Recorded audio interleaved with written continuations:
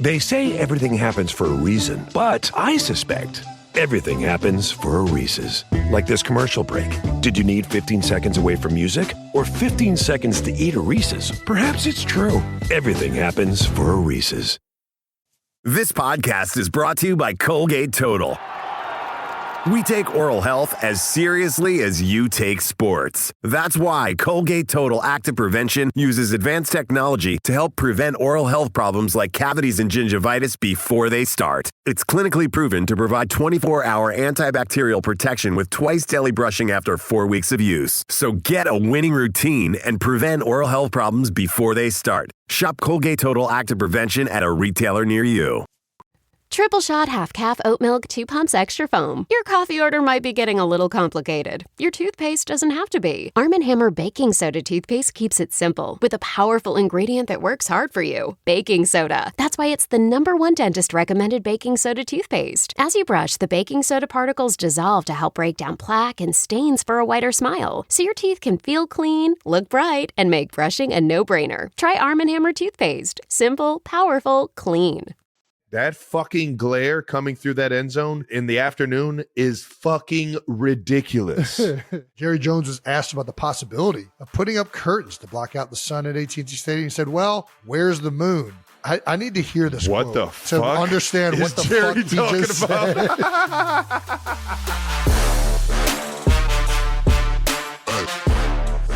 Welcome back to New Heights, ladies and gentlemen, a Wondery show produced by Wave Sports and Entertainment. Yeah. Presented by Lowe's. This show is now presented by Lowe's, ladies and gentlemen. 92%ers score with the Lowe's app. Download now. That's right. We are your hosts. I'm Travis Kelsey. This is my big brother, Jason Kelsey, out of Cleveland Heights, Ohio. Cincinnati Bearcat alums. Bearcats got to get back on the win train, baby. Come on, baby. Come on. Come on. Let's get this thing going. We were on fire there for a second. We were doing so good. Keep this thing rolling, cats. Subscribe on YouTube, Wondery Plus, or wherever you get your podcasts, and follow the show on all social media at New Heights Show. That is with 1S.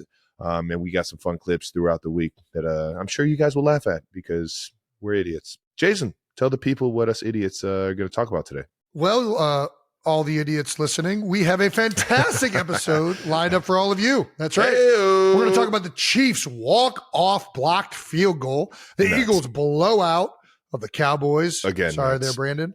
And also get to my time out of the house in L.A. Plus, we're going to hit the biggest storylines, of course, from across Week 10 All right, of the now. NFL. I think we got to start with something we usually start with first. What's that? It's not old. It's not. It's not late. It's not. It's not a hand-me-down. It's not new. It's not new. That's because it is new. It's new news. New news. Hey, Coming new in hot. news is brought to you by MetaQuest. Expand your world. Yes. All right, New Heights Film Club. First item of new news. 92% is voted, and the next movie in the New Heights Film Club is Roadhouse. That's Shut the right. fuck up. We're doing the Not even original, close. Yeah, I'm not doing the new. I have not watched it yet, and I probably am, based on the reviews I've heard from others, not going to watch The original new one's Roadhouse. just so good, man. There's some movies that you just can't remake, and I think Roadhouse is. You can't redo Swayze. You can't do. You There's can't redo nobody Swayze. around that can do Swayze. So, yeah, it was a tight race. I'm lying. It wasn't a tight race at all. Roadhouse almost got half of the votes. It got 41% of four. That's what we're talking about, 92 percenters. That's what I'm talking about. It was the clear favorite. And I mean, let's be honest. I think of all these movies, Roadhouse is the most iconic. And that's why it probably won. Predator is by far the most iconic. More than Roadhouse, you think? Oh, guaranteed. I think people, I think you're the 92 underestimating percenters Roadhouse. were interested because Patrick Swayze. They were I like, all right, don't- which one has the hottest guy? Well, which one is the hottest guy? Predator's got the hottest guys. You got Carl Weathers, Arnold Schwarzenegger, Jesse Ventura. I mean, come on now. That's a lot of man There's meat. no way. Oh, yeah. There's no way. None of them are Swayze. Don't underestimate, too. Oh, my gosh. What's the other guy in Roadhouse? What's his name? I can't think of his name right now. The cowboy. Awesome mustache. Oh, I can't think. Sam Elliott. Thank you, Brandon. He fucking kills it. Roadhouse has definitely got a more cult following than any of these films, but I think Bloodsport is by far the one that I preferred. But you win some, you lose some. My ability to sway votes has definitely gone downhill. It did not work again. Because everyone knows your tactics now. Oh, gosh.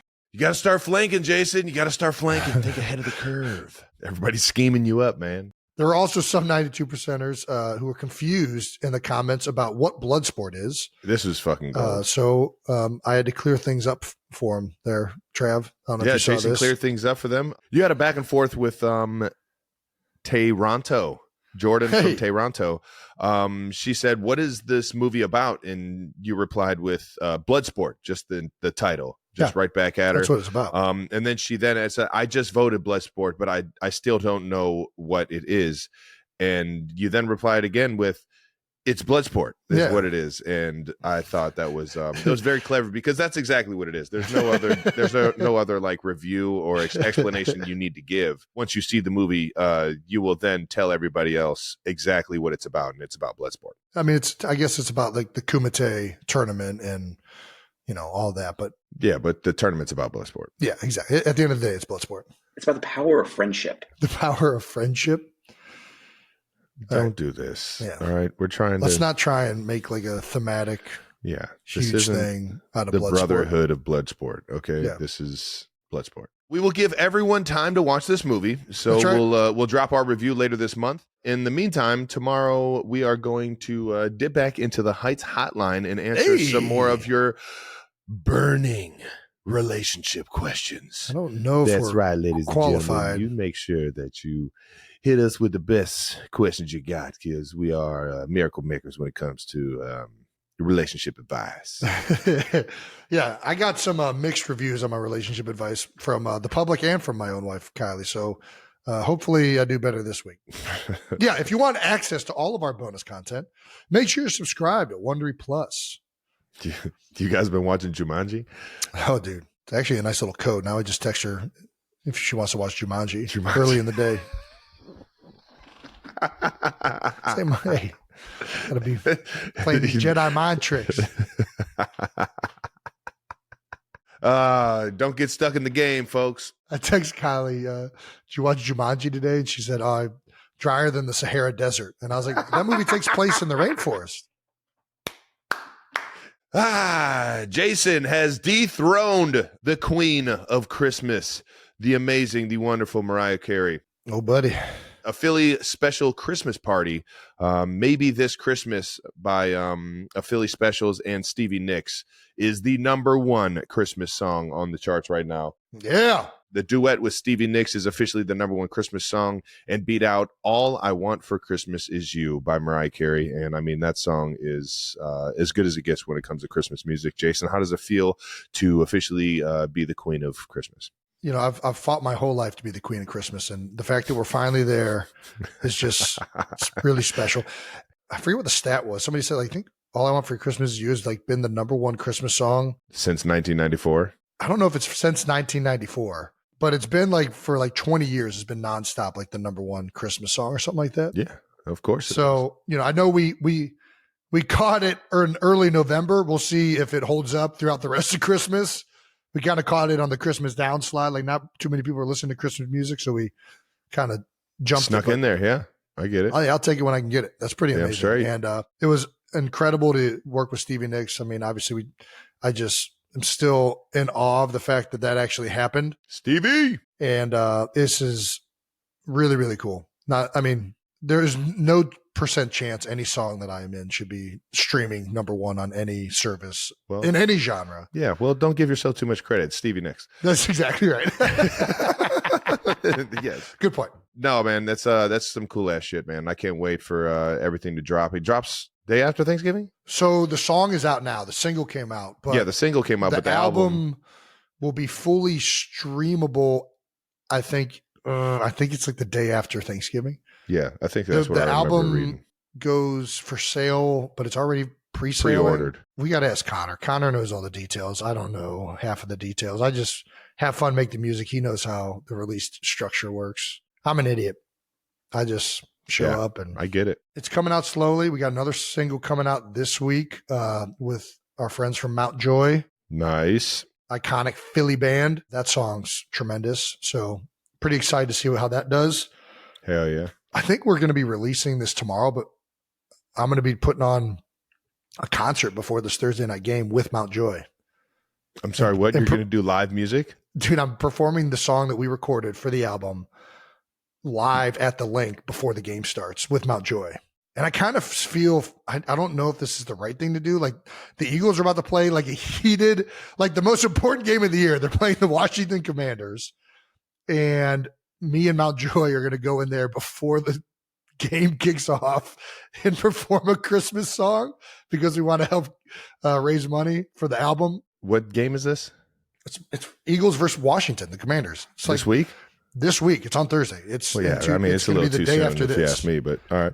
And initially I was like, yeah, let's just do something. It's Thursday. Now you're doing this in 2 days. Yes, dude. Bro.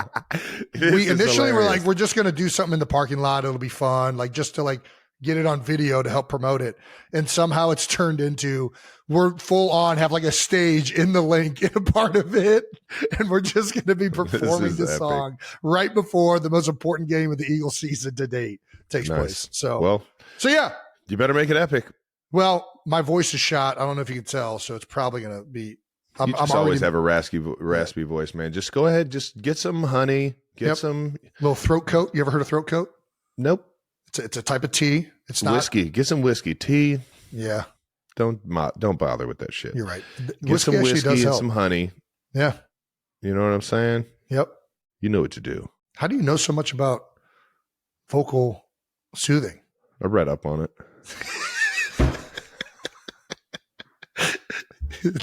Big reader.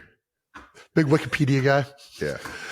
And that does it for new news brought to you by MetaQuest. Expand your world and disappear in reality. Yes. Fan mentions of the week. Let's shout out King James. Yeah. After our Freddie Freeman episode, he explained why he spelled Freddie's name wrong. And I thought it was pretty clever. Probably not why he did, but it's a nice little... Hey, it's a nice little excuse. It's a good dog ate my homework excuse right here. Freddie, my bad, man. You was the boogeyman out there, so I just thought like Mr. Krueger, like Freddy Krueger. Yep, the boogeyman himself. Nice, yeah. And he was haunting the Yanks. Yeah, that was pretty damn good. Always love a good King James shout out, and yeah, he was pretty much like Freddy Krueger out there for the Yankees, no doubt about it. Ain't that the truth? Actually, if you missed that Freddie Freeman episode, make sure you check it out, man. Freddie is an unbelievable guy. He's got a beautiful story with his family, both his father and his kids, and his wife, and just what they've all had to go through, and just how he got to where he is in life, man. It's so cool to hear what makes him, what fuels him and what makes him great, man. Especially after winning his second World Series. So check that out. In particular, like you cannot listen to that episode or watch Freddie and not just have the biggest smile on your face. That dude has one of the greatest smiles I've ever seen. He does, man. It is outrageous. It's infectious. Like energy. Yeah. It's infectious. So yeah. It is. We had Make sure you check that episode out. Let's move on to a little bit of that bold topics to wrap up week 10 in the NFL, starting with the Kansas City Chiefs. Anna. How about those? Chiefs. Chiefs 16, Broncos 14. Man, that was a crazy. I was watching this game actually at Big Dean's down in Venice Beach, which is a New York Giants bar, which was embarrassing for them right after losing to the Panthers. But the whole bar was absolutely losing it with this one. You guys trail the entire game up until the fourth quarter, which in typical fashion, you guys then take the lead. And it comes down to, I mean, what is this, a 35-yard? Yeah, 35-yard field goal kick. I mean, probably the most electric way to end a game. I used to think like Hail Mary or like a touchdown, walk-off touchdown.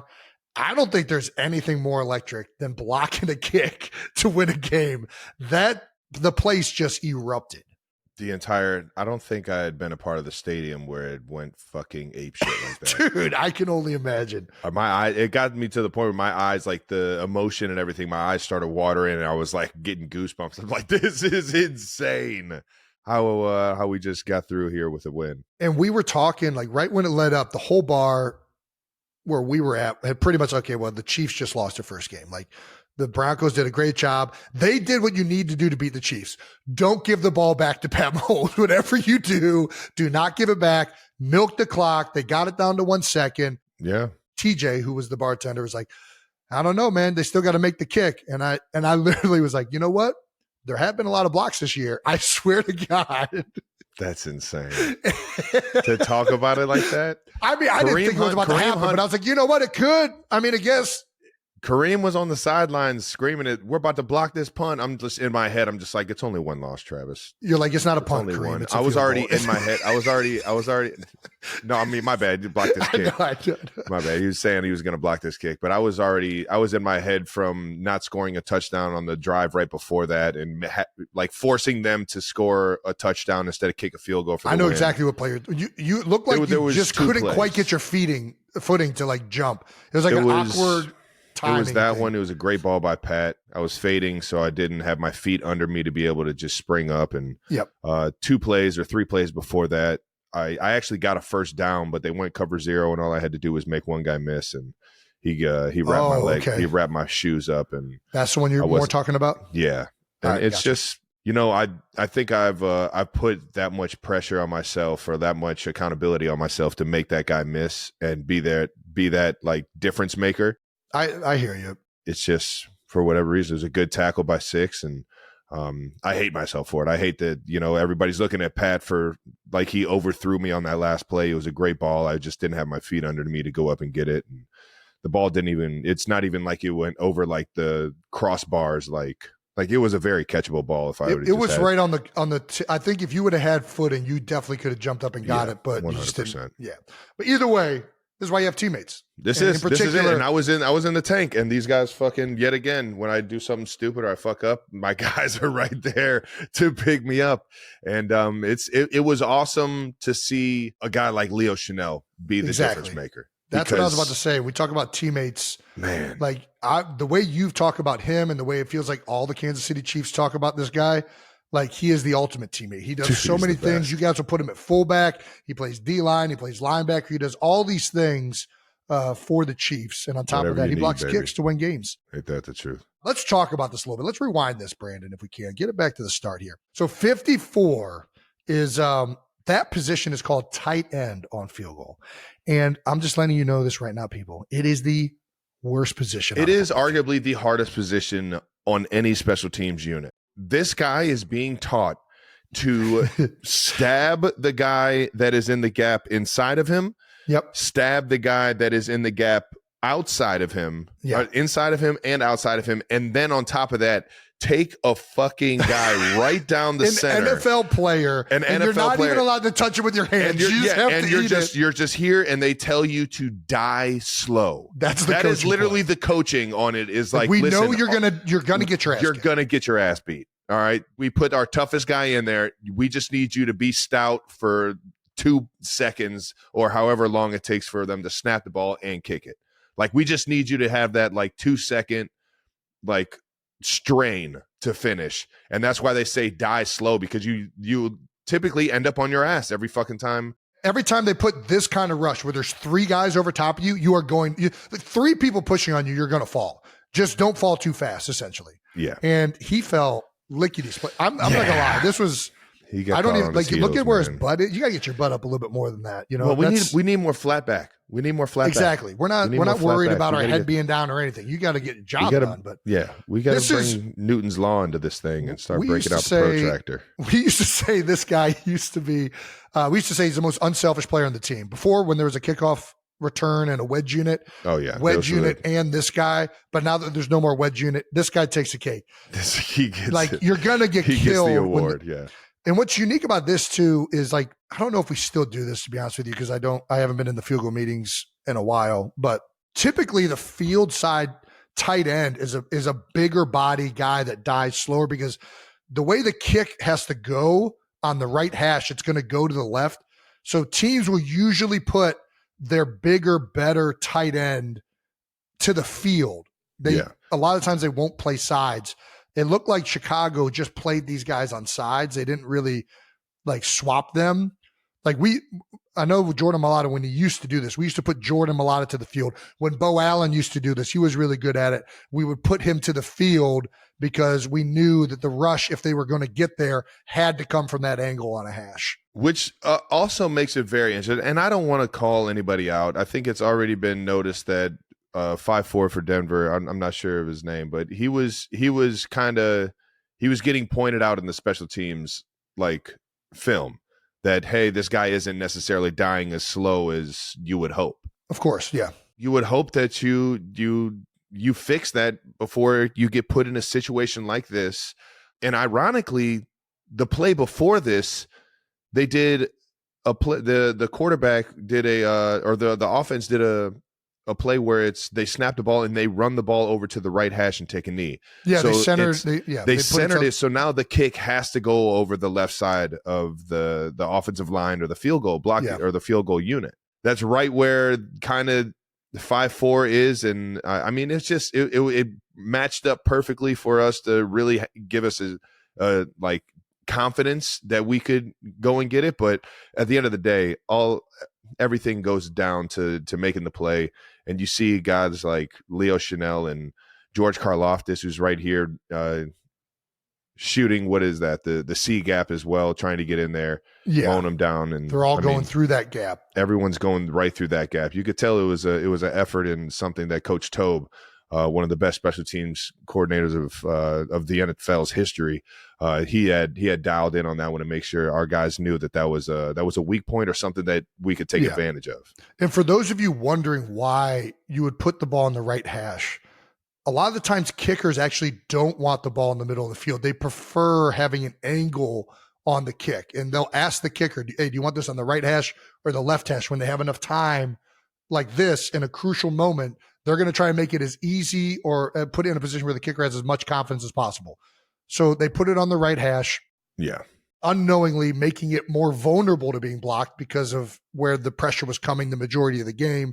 And I don't want to listen, I'm going to give Alex all the credit in the world. That position sucks. It's the worst. It is so hard. It's the worst. It's not it's so easy for us to say, why isn't he leaning forward? Well, the problem is once you start leaning, then they start jetting the other gaps. It's a position that is really hard to be right on. You have to have great balance. It was not executed well for him, obviously, on that play. But part of it's also just he didn't get his foot down, which would have helped him. But what an amazing effort and just outstanding play from Karlaftis and from Leo Chenal. And was that Chris Jones who was also in on that on the inside? Maybe Mike Pennell. So Jack Cochran getting in there. Everybody was in that thing. Yeah, it was an insane effort on a play that's at that point you can't help but think a little bit like, God dang, man, this is damn near game's over almost. I told you I was in the fucking tank. Yeah, especially on the sideline when you can't make a difference. You're like, come on, guys, please. Somebody please make a play. But the chances that happens is so small. I think couldn't happen to a better guy, it seems like, in Leo Chenal. Loved everything that happened after the game. So, yeah, couldn't happen to a better teammate, it seems. Everybody pumping up John Cena here. Mahomes on Chenal. Cena. He's like the strength. They got it when he comes out of the tunnel next. They got to hit him with the Johnson. It's got to be from now on. Yes, dude. He's like the strength of a D. Dog, man. He's like the strength of a D lineman, but he plays the linebacker position. You don't want to be the guy on the end when he's working out. Bro, he made my training camp living hell going against him, man. I loved every bit of it too. He's just such a good teammate, accountable every single day, and you just love to see a guy have success like that, knowing how much he works, man. Yeah, what did he do to make it I don't know, hard for you?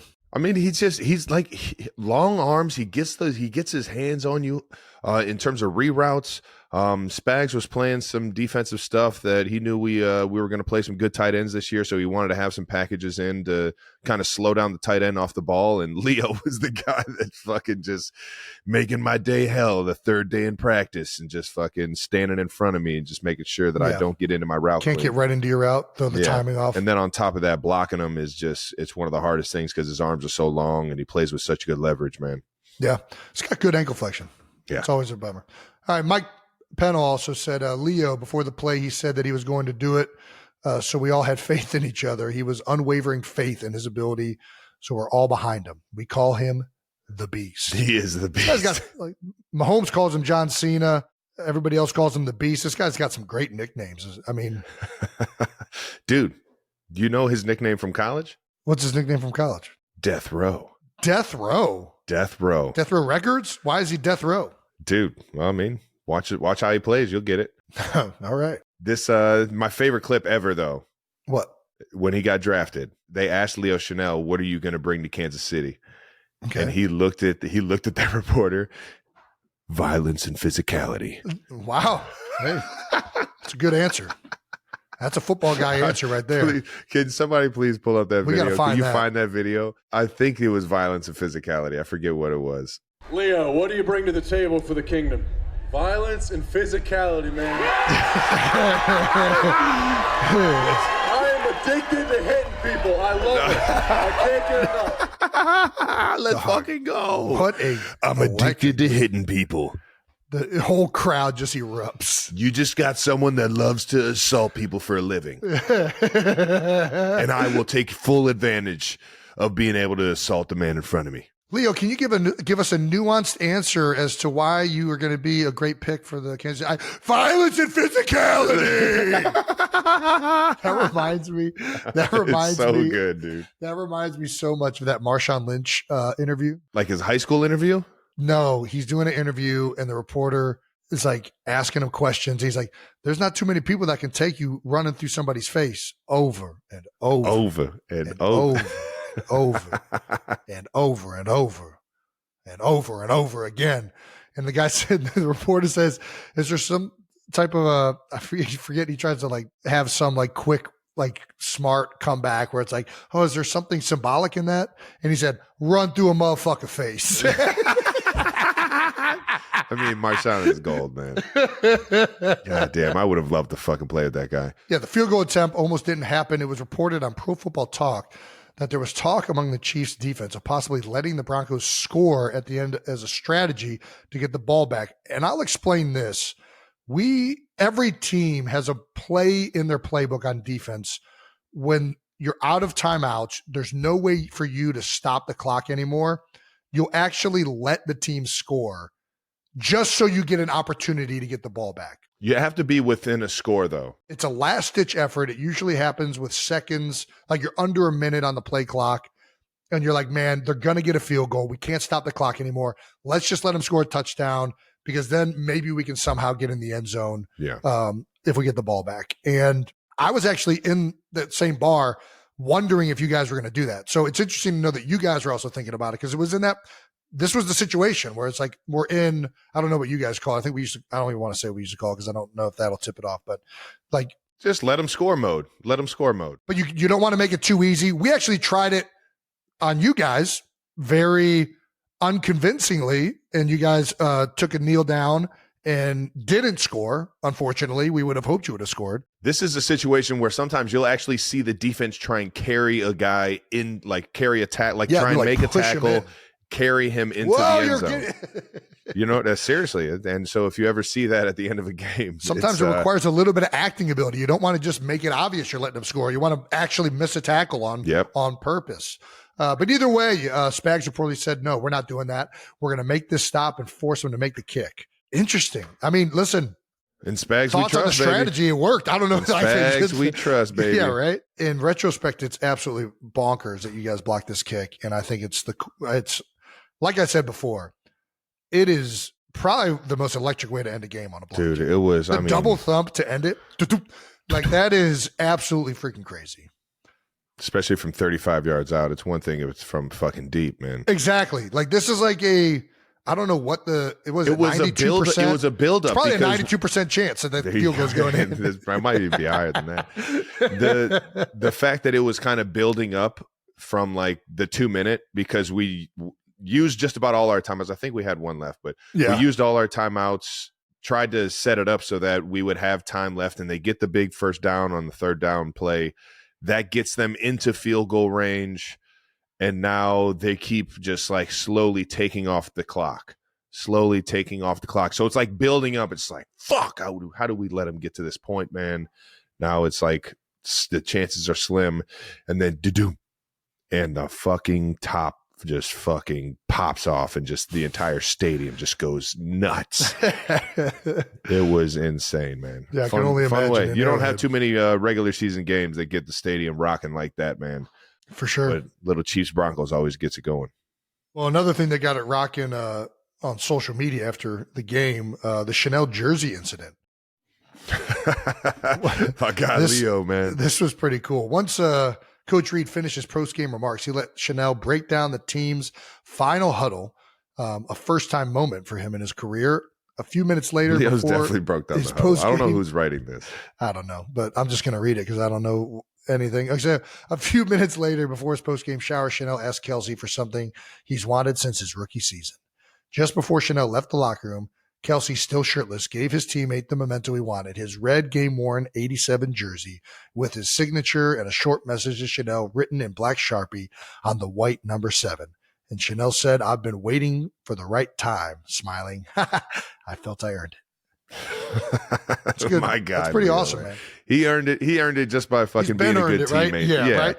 And this is my fault. Of course it's my fault. He mentioned that he wanted it since his rookie year. He came up to me and asked me for it. And I was like, dude, fuck yeah. No problem, man. I'll write this thing out to you in a heartbeat. And sure enough, I forget to do it that day. And 2 years later, I'm sitting here. He comes up to me and calls me out. He's like, "You still owe me a jersey." I'm like, "Goddamn, today's the day you're getting it, brother." This is how you know we're brothers. So he's got the not only the game-winning block kick jersey. I put the date on it. I told him how much I appreciate him being a teammate and a Super Bowl champion with me. So, oh, that's awesome. Ironically, it was the day I became the leading touchdown. Gosh, reception. Yeah. Well, did you touchdown reception overtook leader? It or you tied Tony? I can't remember which one. I think I might have tied him. I think you tied Tony. Yeah, which I tied him on that day, so I made sure to write that down there on him. That's awesome. On the jersey that's a legendary. When I told that to him, he was sitting there like, "What? No, I can't." I'm like, "It's in good hands. it's yours, brother." Dude, that's crazy. Yeah, this is how you know we're brothers. I think I owe like 15 guys from the league. A million. Still, a million. I think I still owe my guy Hunter Henry one, man. Fuck. I don't know how your jersey is after games. When I tried to like sign the jersey after games, soaking wet. Yeah, it all runs and it bleeds. Like it never like. That's a part of it. That's a part of it. It's part of the magic of it. Yeah. That's how you know it's another part of the that thing was worn and it was sweated on and there was bloodshed. What do we think was the better post game gift to Leo? The jersey from you or a little cheeseburger? From Andy treating him to a cheeseburger? Hell yeah! Shit, the entire Chiefs Kingdom treats him to meals for the rest of his life. I bet you. I would say the cheeseburger from Andy Reid is an all time great gift. So I do want to say we're pumping up the end of this game, and Leo, I do got to give the Broncos credit. I mean, they played. Are you fantastic. fucking kidding me, man? Their defense they've been is good, fucking sound. Their defense has been great all season long. They came off of a little bit of a rough one the week before, but they have been really their front good. Seven flies around. They do a great job of mixing up blitzes and just throwing guys at you left and right and playing fast. 5'5". Dude, their middle linebacker flies the fuck around. Yeah, 40. Their backers are super athletic, they're very in tuned, very well coached, good instincts. Vance Joseph has got those guys playing. I told really him afterwards, good. man, it's an honor going up against you, man, because I know it's one of the biggest challenges in the league, man. And who would have thought one of the best defenses in the league got a white corner? There's an outside corner. Yeah, 21 starter. Man. He hides it though. He wears long sleeves. He hides it. Andy, I think he wears like the turtleneck too. It's smart. He hides it. Yeah. Don't let don't let him see the skin. He hides it. Don't let him see the skin. Which one's the white guy again? I can't tell. It's like camouflage. That's funny. Oh man. No man, serious. And honestly, that kid, he can play. Everybody over there, their safeties. I got covered by a linebacker for a play. I mean, they throw different looks at you, and Coach Payton. Of course. Sean Payton's got those guys motivated and playing great ball on the offensive side too. Bo Nix, holy shit, that guy was fucking ripping it out there. Especially in the first half. They got up playing to some an early. good fucking football, man. Well, the Broncos, we just talked about it. The Broncos did hold you guys to 3 of 4 field goals in the red zone. They were very stingy down there in particular, but they did let up one, and that was to the Big Yeti himself. We talked about it a second ago, where you tied Tony Gonzalez for the most touchdowns in Chiefs franchise history. Let's see this clip. And this was a 4th down, like ballsy kind of, it was early in the game. What was it 3-14? I think it was second maybe? quarter, yeah. What is this route called? It's called to just get the fuck open and get your eyes around because you're wide ass open. This is the one time the Broncos got a little botched up. We had guys crossing, going left and right, a guy going vertical, and sometimes that just softens up the defense enough to, if the guy underneath just gets his eyes back, it's a touchdown. It's interesting to me is like, so you guys are in this bunch formation, and a lot of times you'll see teams throw these like quick screens and do like these like little follows into the end zone with the guy. But you guys do this, it's almost like a delayed follow where like they go out, they run their crossers, and you kind of act like you're going out and then come right back where you just were. Does that make sense at all? I don't know. No, I mean, you're right. And what it does is it puts because they're all banjoing this. They're trying to figure out who am I taking. They're playing a defense that's very similar to what you would play in the field. And that's they box the bunch. They put 5 guys literally like a box. They put the corner high outside, the safety right over top, and he plays everything inside. The corner plays everything outside. The underneath nickel or the will backer then plays the flat while the Mike's kind of sits in the inside and takes any short crossers. Well, this formation, we scored 2 touchdowns with D-Hop on the backside. So the Mike flies left to try and take away the inside throw to D-Hop. He's got to take the first crosser. Yeah, and then Justin Ross does a great job of taking off the top. And, I mean, it's, at that point, there's a lot of space underneath for me to work, and Pat was right on time. That outside defender, he's got to respect you running to the flat.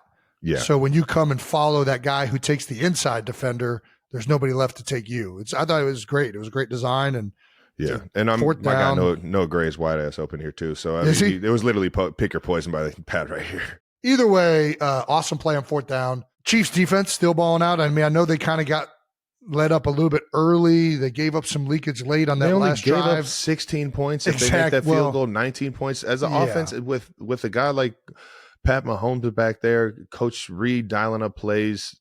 Yeah. We have the pieces to put up fucking points, man. And it is getting a little frustrating, but Chiefs Kingdom, stick with us, baby. We're going to start putting fucking points up, and we're going to do it. We're going to do it in old Chiefs fashion. Yeah. We're finding ways to win, which is always a good thing. And we're learning and we're growing, and we're definitely, rolling with the punches in terms of like how teams are playing us. And we're growing with that. And I think that, Coach Nagy, Coach Reed, Coach Heck, the offensive staff that's really creating these game plans, they're putting us in great positions to have success. But it takes all 11, man. It takes all 11. It takes the tight ends to be having their feet underneath them so we score touchdowns instead of field goals. It takes, everybody up front to be on the same page so that we're picking up blitzes. It takes everybody running their route to the discipline that Coach Reed teaches it, so that guys get open faster and it's a clearer picture for Pat. Everybody's got to do their fucking job every single play. And I know I haven't done it. I got to make sure that as a leader on this team, I'm doing everything I can to help this team and to make this thing go. Yeah, love it. LeBron stat of the game. No other team in NFL history has won 9 straight games in which they trailed in the second half, regular and postseason. You guys have trailed in all 9 games? Is that what that stat is saying? That's not correct. This is true, Jason. You're saying you guys have trailed in all of your 9 last? Every fucking game. Wow. In the second half. That's fucking mind-blowing, actually. That's not a LeBron stat. That's pretty fucking crazy. It's not where you want to be as an offense, Jason. And I know this, and it is, like I said, it's frustrating. It is frustrating knowing that we're not scoring enough points right now. And it's what you go to work for, baby. You got enough pride to get it fixed, you're going to fucking get it fixed. And I got my mindset on that. Well, next week, you guys have an opportunity to get it fixed. You head back to Buffalo. How about this, to take on Bills Mafia? Yeah. Last time you were in Buffalo, I was there, and it was a fun evening for everyone involved. Unless you're the Bills. Yeah, correct. Unless you're Bills Mafia, in which case, not the best end of the season for those guys, but they are rolling right now. Bills are looking good. Josh Allen. He is playing fucking lights out right now. He's got his best touchdown to interception ratio in his whole career. Joe Brady is really taking the offense to another level. It feels like. I think Josh is taking it up another level too. Himself. Man. I think he's doing an unbelievable job of taking care of the ball, mixing in when he's going to fucking be the bulldozer that he is, and then mixing up when he wants to run around guys. He's playing great football. And, when you get a juggernaut like him on the offensive side, you got to fucking put up points, man. So now more than ever, are we going to need to fucking score touchdowns? Yes. And I'm going to be locked in this week to try and make sure I'm accountable for my guys. Oh, can't wait to watch this one. I will not be shirtless this time around. I'll be watching this one from some comfortable area, but Nice. Let's get to a little bit of Eagles recap. It was a fun one. Let's talk about a little bit of the Birds out in L.A. Yeah, baby. Yeah, we'll talk about the Birds and then get into your L.A. trip after this one. Eagles 34, Cowboys 6. Jason, initial thoughts on the game, the fucking blowout. I mean, the initial thoughts are that Dallas is just really bad right now. Yeah, the Fighting Dallases. And that the Eagles are playing great football. Yeah, I mean, listen, I know it's, Dallas isn't good right now, but this is what you're supposed to do against bad teams. You're supposed to beat them 34-6. Yeah. Philadelphia's really settled into who they are. It seems like they're playing much better. We've all known that they've had the players to get it done. They have great talent on both sides of the ball. They're really starting to gel as units and play as a team. And I think that that's the thing that's been really fun to watch the last couple of weeks. They're figuring out their identity on offense, and they're starting to really play to their strengths as a unit. And defensively, they've had a couple bad games, but outside of that, they've been good. They've been really good. And as of late, the defensive line has picked it up. They're playing fantastic. I mean, obviously, everybody's criticizing the pass rush. When you play with a lead, the pass rush looks a lot better. You put them in third and long situations, keep them, stay ahead of the sticks. You're going to get good opportunities to rush the passer. And I think that the Eagles right now are playing very, very well. It also helps when you get 5 turnovers. Yeah, how about that? Win the turnover battle, baby. The fucking win percentage skyrockets. Eagles now in first place in the NFC East with a 5th straight win, and Birds get their first win in Dallas since 2017, as Jason remembers. Quick stats from the game. Jalen went 14 of 20 for 202 yards and a tutty. He's just playing he has the answers to the test, man. It seems like he's ahead of the curve, and it's fun watching him ball out right now because he's flawless right now. His throws are right on point. Everything downfield seems to be in sync. A.J. Brown had 5 catches for 109. A.J. Brown's doing his goddamn thing, as he always does. Forced 5 Cowboy turnovers, 1 interception, and 4 fumbles. Guys are fucking punching the ball. And the Eagles pulled starters early in the 4th quarter. How about that? Yeah, Jalen is playing really good right now. I mean, I know the thing that he's really done since the bye is he's taking care of the football. He's being very smart. I know he had the 1 interception to Diggs in the end zone where Diggs really sloughed off of his responsibility, made a good play. And then he had the fumble where I don't know what you do. Micah Parsons came around on a TE and was on top of him before he really had time to react. But, he's been very smart with the football, but also still taking chances. It's hard to navigate that. How do I be aggressive and allow my guys to go make plays like A.J. Brown, but also do that in a way that is smart and we're not putting the ball at risk? And I think that he's been really good.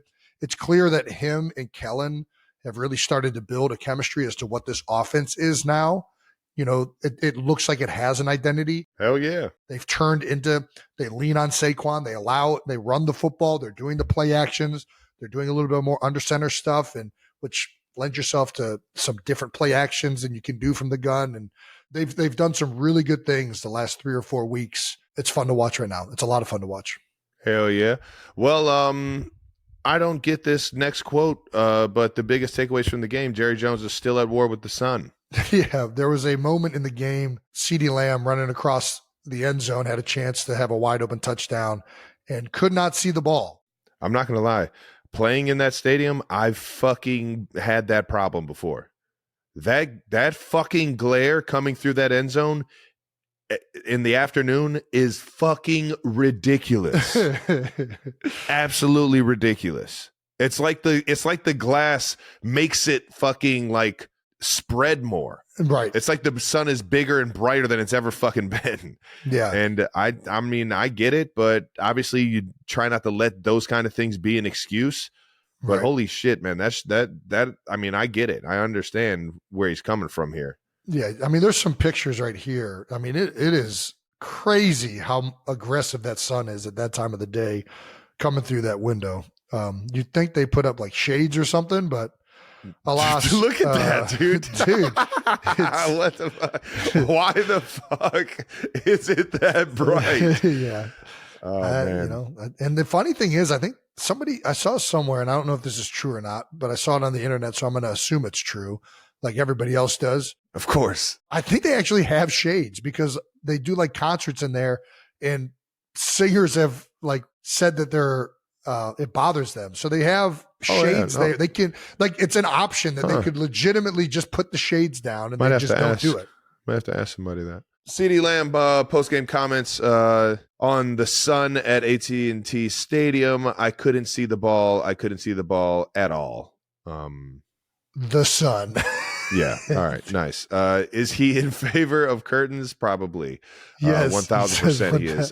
Did you talk to Jerry Jones about that, Lamb? I mean, y'all doing my job right now. All right. Nice. He'll hear it. He'll hear it. I think Jerry's going to get that. There might be shades next game. Yeah. I mean, knowing that, maybe in the fourth quarter, you make the other team in an afternoon game have to deal with that. You know what I mean? Have to look into the sun. See, Jerry Jones was asked about the possibility of putting up curtains to block out the sun at AT&T Stadium. He said, well, let's tear the damn stadium down and build another one. Are you kidding me? I'm saying the world knows where the sun is. You get to know that almost a year in advance. Someone asked me about the sun. What about the sun? Where's the moon? I need to hear this what quote the fuck to understand what the Jerry fuck he just about?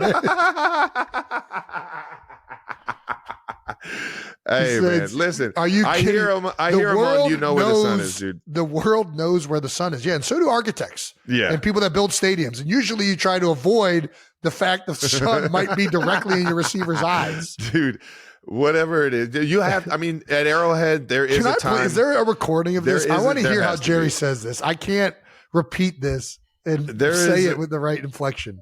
There is 100% a time at Arrowhead Stadium where it's an afternoon game, and typically it has to be a noon game. You know, the sun's already kind of going down by 4 o'clock and getting underneath the stadium at this point in the year. But there is a time, if there is a noon game, that in the first and second quarter, maybe even peeking into the third quarter, that you're going to get that sun coming across the field. So it's like if you have a hitch, like it doesn't necessarily go downfield or like how this is coming through the end zone in Dallas. Yeah, but you I don't think catch that's it that the way, point. but that like you put the stadium so that have it going across the stadium. Don't have it so that you're going to be looking right back at where the ball's going to be coming from 90% of the time. But it's going to look beautiful when the sun just glares through there in the afternoons.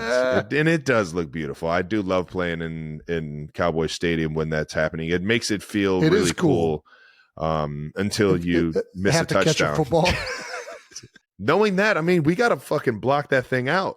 I mean, have we played outfield before? I guess in Jerry's defense, you would think the Cowboys would know this is an issue and they could use it to their advantage, but I don't know.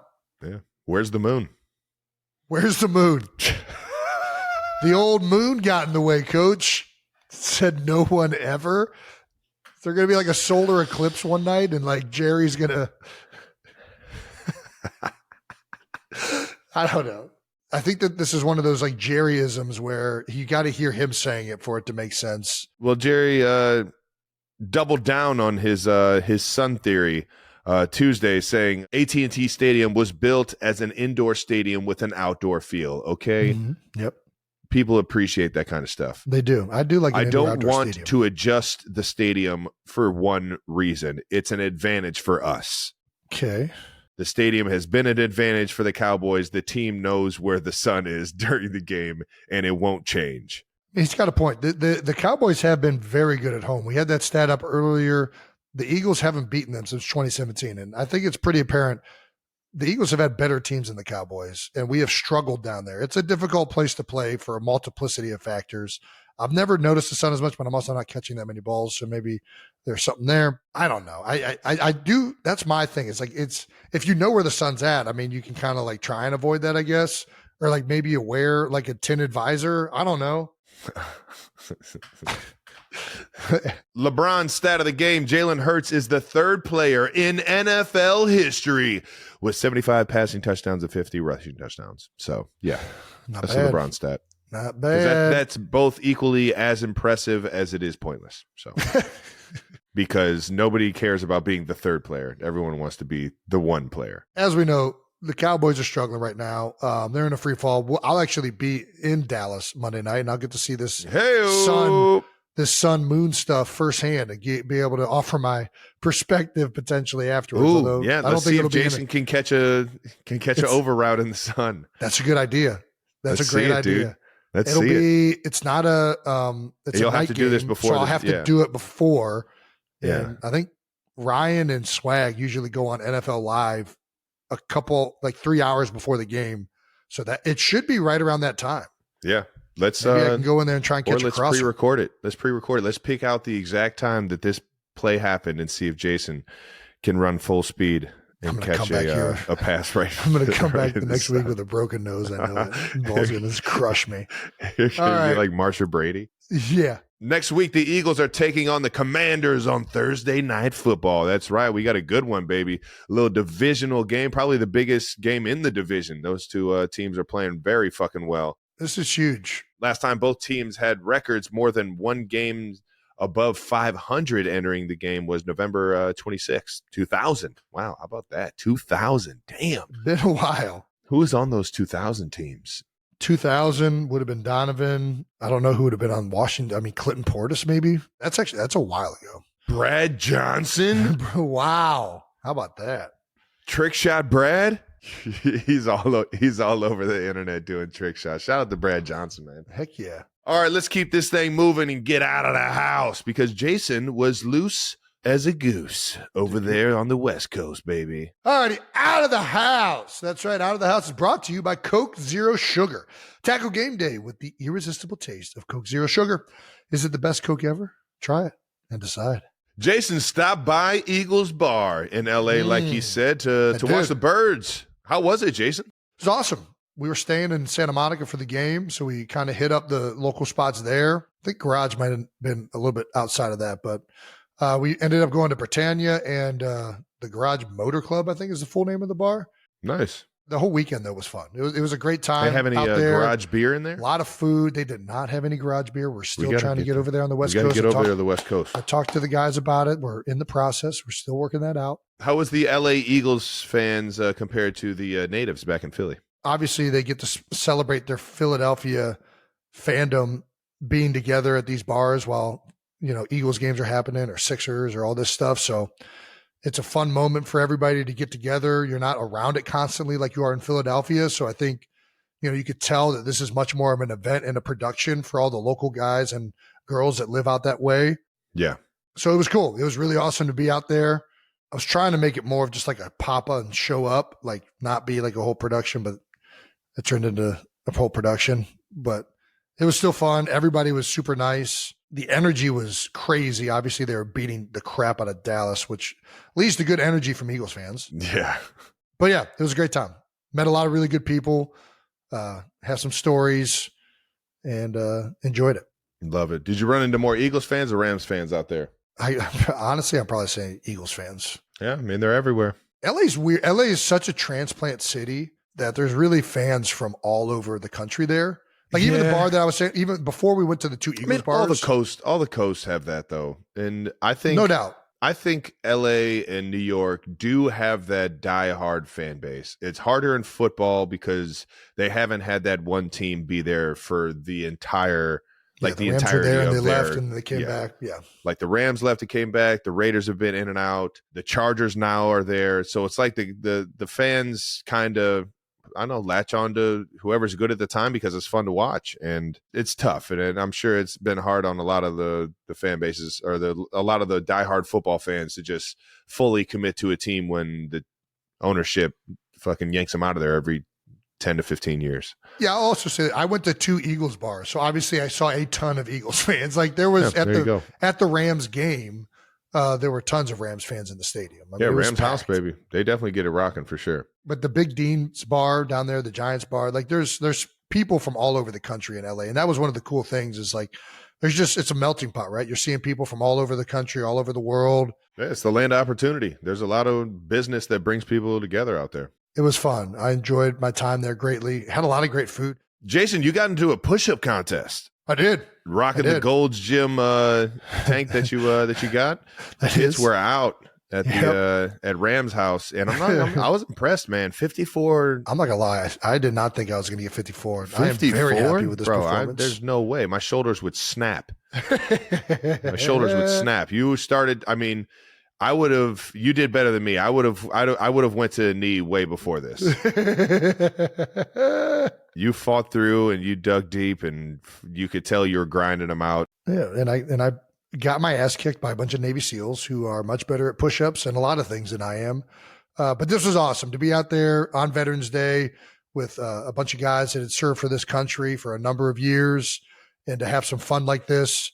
It was a really, really cool experience, and just an awesome way to, pay tribute. The whole evening was paying tribute to people in our military and armed services, and it's awesome. I think it's one of the best things the league does. Yeah, man. the salute to service week is always like, it's the entire month of November. It changes depending on what teams have home games and when they specifically have their salute to service game and stuff. But it's the reason why I wear the Army fatigue green gloves throughout the week, and I typically try and get at least one pair to somebody in uniform, or afterwards find somebody that's served or is serving now. So it's awesome, and we always pay our respects to those that are serving this beautiful country, and we appreciate you guys forever for it, man. Absolutely. What was the guy in the black doing? Dude, I don't know what this dude served. Like how many years Seth was in. Dude, he's doing like the worm. The military. I have no idea if he's got bad hips, bad shoulders. Maybe that's a technique. All I know is doing 93 of whatever the fuck he's doing. I couldn't have done 93 of it. That's all I know. It ain't cheating. It ain't, whatever it is, he's doing them. 93 is still a lot in 1 minute, and he killed it. So I'm happy for him. All right. Anything else you want to mention this trip? No, man, it was just fun. Went to a lot of local spots. Like I said, had a bunch of great food. What's this burger place? I don't know, man. It was a very, very fun weekend in LA. Ran into Brandon one of the nights, which is always good. Did not see Jets Jake. He did not make the time for me, unfortunately. Yeah, had a good time. Jets Jake it's too busy. He's on social all the time. He doesn't leave the house except to walk his dog. It's a tough life for Jets Jake right now. He's also in depression with what's happening with the Jets right now. It's tough. It's tough. We're actually going to have a video going up on some out of the house stuff, so we'll see how that turns out. Nice. Jason, I'm just so proud of you. Of what, Travis? For getting out of the house. You're such a homebody. Dude, it was fun. You're thriving right now. You're glowing. Look at you. I love meeting people. That's what I like, being out of the house. This is the first time I've ever heard of that. No, I've always liked the people part. It's the walking and moving part that I don't like as much. All right. Yeah, that does it for Out of the House. Brought to you by Coke Zero Sugar. Let's keep this thing moving to what else is going on in the NFL. Like Jared Goff bringing the Buns Stats back. That's right. An incredible Buns stat in the Lions' win over Houston. Became the third quarterback in the last 30 years to win a game while throwing 5 interceptions. How crazy is that? As a fellow Buns Stats representative, Jared, I am proud of you for finding a way to fucking win. That's right. God damn it, it is hard in the NFL. Shout out to Jake. Jake Bates? 2 big field goals at the end. Oh yeah, the actual game. That was a fun game. That was a fun game to watch. We were all watching it after hanging out, watching that game, and we were screaming, "We want 6! We want 6!" And then we weren't talking about touchdowns. We wanted to see that guy throw the 6th interception and still find a way to win. We wanted that Bun stat to be way more epic than it already was. Shout out to Goff and the Lions, though, man. Those guys are fucking playing hard. They got a big one this week, too. Did you hear Dan Campbell speak into existence the interception? Coming out of half, he's talking to the reporter. They do like the little on-field stuff. And the half starts, right? Houston's starting with the ball. Mm-hmm. First play of the second half. And Campbell said, we just got to keep our head down, get a couple things go our way, get a couple turnovers, and as soon as he says it, interception for the Lions. Nice. Huh? Talk about speaking it into existence. Fighting Dan Campbell's, baby. Yeah, baby. International games. We had the final international game in Germany between the Panthers and the Giants, an absolute barn burner of the 2-7 teams. After Goodell said the league is looking to play upwards of 8 games outside of the United States in 2025, including Ireland. Ooh. NFL has also That announced sounds it fun. will play again. Yeah, that sounds super fun. Dude, I am in on all A of little these. Dublin. Where do you think it is? You think it's Dublin? It's got to be Dublin. It's right? going to be Dublin, I would assume. Yeah, it's got to be Dublin. Get a little Guinness factory in. NFL has already announced that it will play a game in the renovated stadium in Madrid. Yeah. That will return to the Estadio Azteca in Mexico City for the first time since 2022 when we played. Yeah. And you love that, right? It was a nice mile-long dude, walk from the locker room. Shit. Yeah, it was sweet, though. It was fun. Yeah, it was I fun. remember you talking about how long deal. the walk was from the locker room to the field.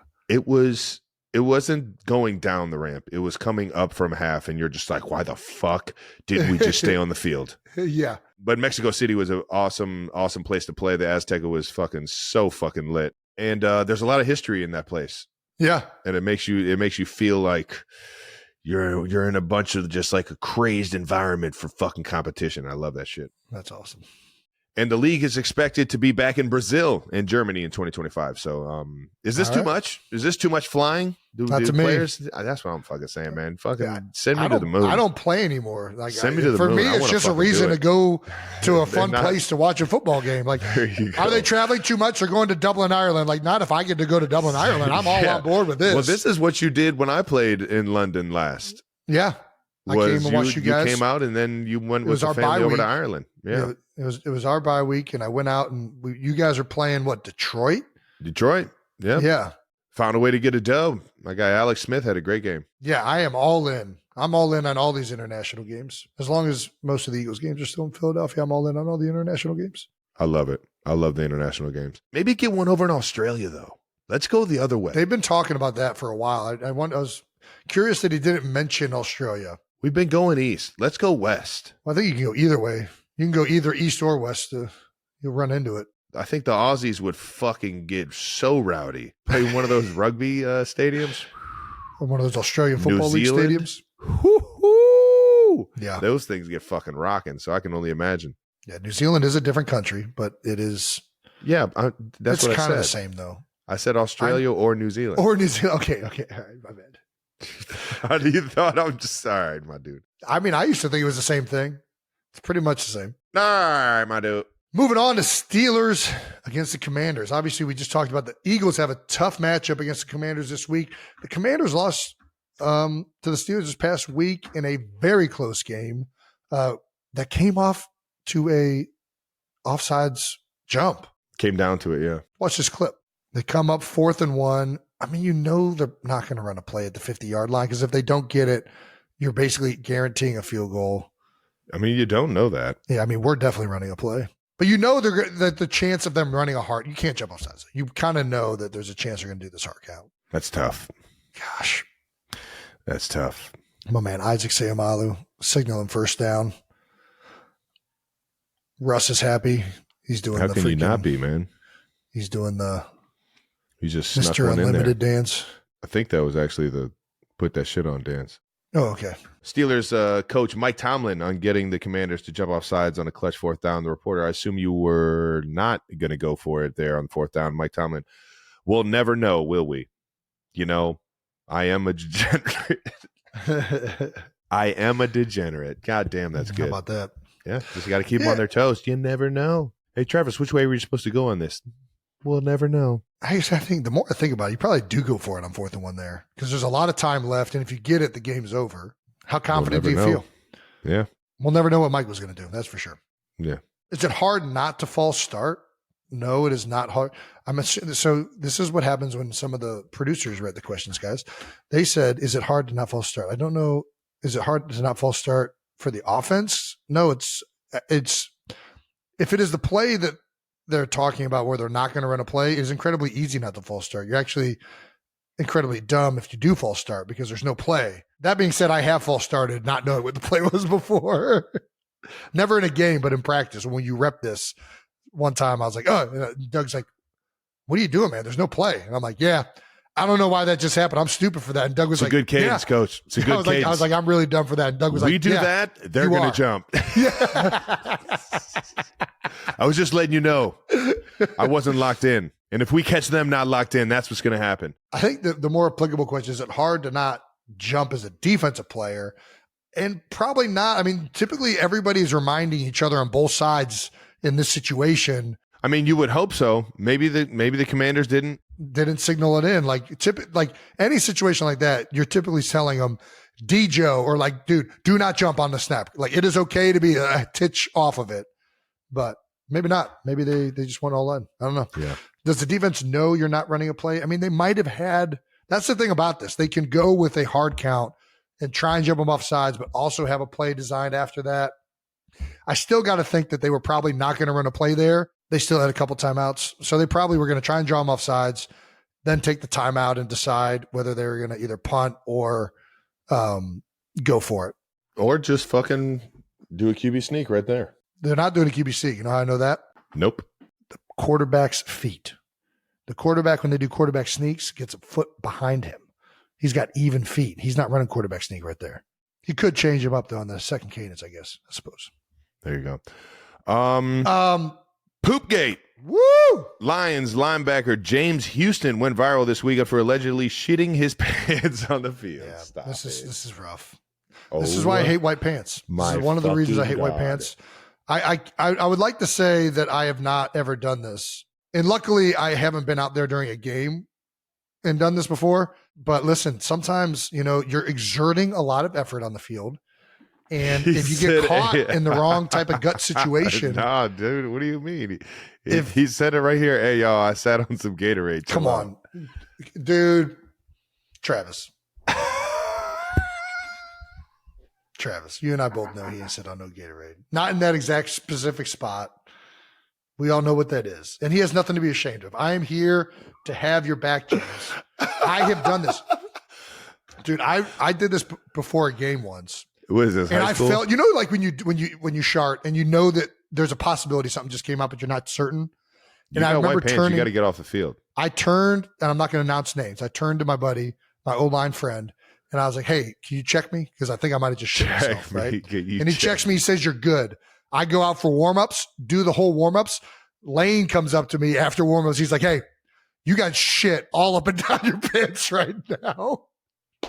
So in between warm-ups and the start of the game, that should seep through. I keep my shoulder pads on, take off all of my all of my lower half. All of it. Get in the shower and showering. Oh, that's funny as fuck. And you felt that nasty. You had to dude, it yeah. it was disgusting. Yeah, I get it. But yeah, this is not the first time it's happened. I know many players that this happened to. It could potentially be Gatorade. I think it's probably highly likely it was a shart that went awry. Because it's just this white pants, man. It's risky. It's a risky situation. You gotta eat right. You gotta take your vitamins. Make sure that gut health is right. All right, I'm done talking about shitting yourself. All right, Coach quote of the week comes from Saints interim head coach. Got to win. Saints big win. Yeah, Darren Rizzi after the win against the Falcons. I'm a pretty open guy. I go to the bathroom. This is how my day started. I clogged a toilet. I'm like, this is going to be a crappy day, pun intended. Guy got fired up. He clogged the toilet. Yeah. I mean, listen, he's an open guy. He's an open book. Not afraid to admit anything. Yeah. It's just another list in the category of. Sounds like he was patting himself on the back there. It's like he's letting him know, hey, I'm a man. I take big shits. Big shits. I don't need no Modium. I'm going to fucking clog this shit up. You better have some good pipes. Oh my gosh. Yeah. What is it about interim coaches, man? It feels like they always win their first game. It's like routine. I think it's a mixture of teams motivated to play harder. I think nobody wants to see anybody get fired, but at the same time, everybody wants to kind of be there for whoever's job it is to step in. It's not an easy thing to do. And I think sometimes that can kind of circle the bandwagons for teams. On top of that, you see one guy get fired, you see the head man get fired at that. Shit, everybody's on fucking notice. No doubt. Everyone's, a little bit more dialed in, a little bit more locked in. And who knows what other motivating factors were going on in the building, or who they got back, or things like that. But maybe even a switch up a scheme, a little bit more unknown on what the play calls are going to be. Yeah. All that plays into part for sure. And that does it for bold topics. Moving on to no dumb questions, because there's no such thing as dumb questions, just dumbass people answering some dumb questions. Hey, wait, what? No Dumb Questions is brought to you by our friends at Burger King. Man, that Whopper was so good. It was so pretty damn good. I'm not gonna lie. That sesame bun. Yeah, it's got my mouth watering right now. I'm kind of hungry myself. I might go get a burger for dinner now, a little Burger King Whopper. First, no dumb question. How hard is it really to make O-line position, to move O-line positions up? Like when a right guard moves to left guard, sometimes announcers act like it's no big deal, but sometimes they act like it's the most impressive thing an NFL player can do. I imagine it's like driving on the other side of the road. I would say it's a little bit harder than driving on the other side of the road. Some players are very good and natural at switching sides and are ambidextrous. It's more similar to probably switch hitting on in baseball, but hitting a baseball is just way harder. What it really comes down to is you're using your feet in a different stance and stagger than you do on the other side of the ball. And maybe more importantly, your hands have to be used differently. Like your inside hand placement is obviously with a different hand, and that has a lot to do with how you pass set and your relationship with the defender. So I would say it is definitely hard, but some guys are very good at it, and it's not difficult at all. They can go back and forth. A lot of it is player specific. Some guys are awful when you try and have them play another side. They just can't figure it out quickly. And some guys can switch over like it's nothing. And that's one of the reasons why backup guys that can play both sides and move and play either left or right. The tweeners. It's a valuable thing to have. We had a few of those guys, yeah. This always reminds me when I'm talking about this to the Pro Bowl, back when you actually used to play the game. The biggest issue all week was always that all of the Pro Bowl tackles that made it were always left tackles. Left tackles. And somebody had to go play right. And nobody wanted to play right because it was a different, like your right leg's back instead of your left. You're using your hands different. They all didn't want to play it. And it would devolve into the youngest guy with the least Pro Bowls always had to play right. And he would be getting his ass kicked every game. And we'd have to slide it over to him because that was the only problem with the pass rush. So It's definitely a thing. It's definitely hard, but for some guys, it's easier than others. I would assume that it's like driving on the other side of the road. All right, there we go. And then at Wheate's version, if you could pick one article of clothing to wear for the rest of your life, what would it be? Interesting. That's a tough question. Where am I at in the world? Yeah. And what is does this mean if I pick a shirt, I can't wear pants? I'm assuming this is what outfit, or do I have to wear suspenders because I got to get top and bottom coverage? Again, this is there's not enough to this question. Let's assume it's outfit. Let's say you get shoes, a lower half and an upper half. That's what you get. Again, where am I at?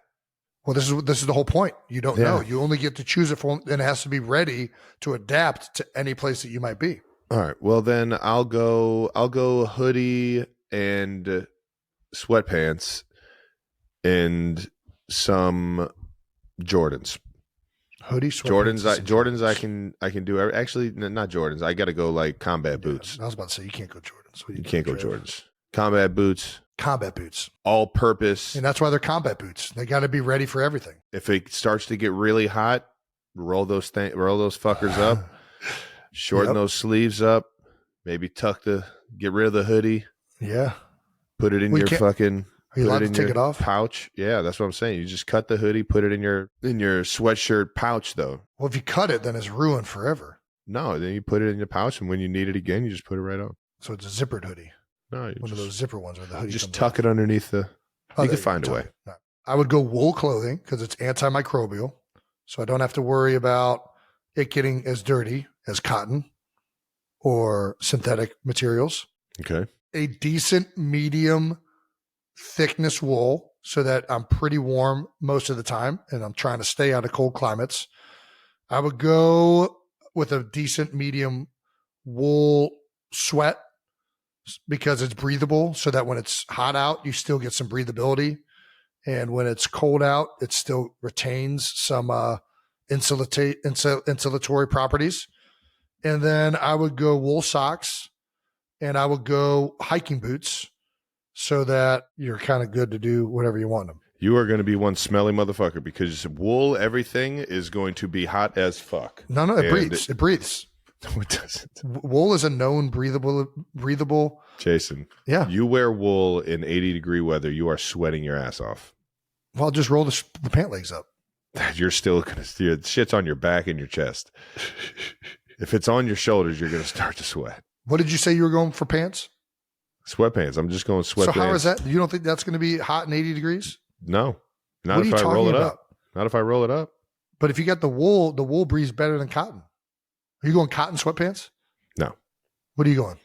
I'm going wool Lululemon? sweatpants. Everyone You're going knows like it goes wool synthetic? sweatpants.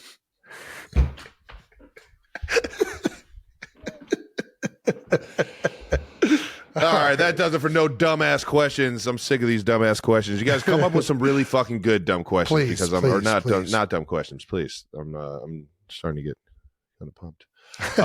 That does it for no dumb questions. Brought to you by Burger King. Hey, yeah, it does. And that does it for this episode of New Heights. Thank you so much for watching another episode of New Heights. Yay! Make sure you subscribe on YouTube, the New Heights channel, and follow on New Heights on the Wondery app or wherever you get your podcasts.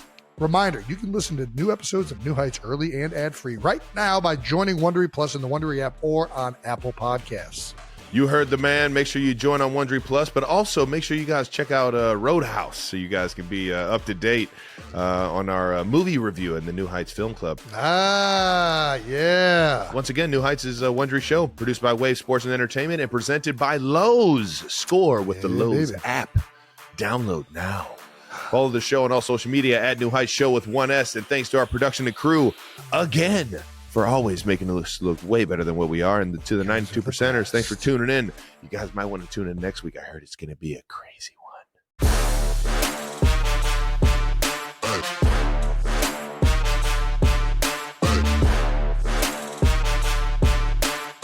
That's a nice cup there. What is that thing? Dude. I thought you had like a little like Mai Tai for a second. What is that? So let's say Lucky Beaver. Shut the fuck up. Yeah. Dude, they have cups now? When I was there. I guess they do. They do have a wall of like merch that you can get. They do. They had a bunch of cool shirts, and that was one of the cups. And I was like, yeah, I'm definitely. What do you think the Lucky Beaver means? I don't really ask questions. I think some things are some things are best left unsaid. A 24-hour, 7 days a week bar in Tahoe. Yeah. On the Nevada side. I don't really. I just frequent. I don't ask.